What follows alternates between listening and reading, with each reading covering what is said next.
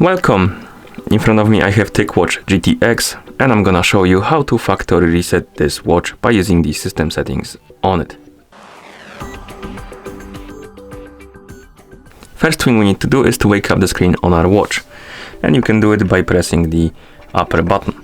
Once you wake up the screen, you can swipe down from the top of the screen to open the quick panel, and on this panel you should see the settings icon and you can tap on it to enter the settings. In settings, scroll through the menu and find the reset option, and once you find it, tap on it and then tap on the check mark to confirm and start the resetting process. Beware though, if you want to factory reset your watch, you will lose all of the data and settings from your watch. So once you're aware of that, tap on the check mark and wait until the resetting process is complete. And once you see the QR code on the screen, it means that the factory reset is complete. And that's how you factory reset this watch. Thank you for watching.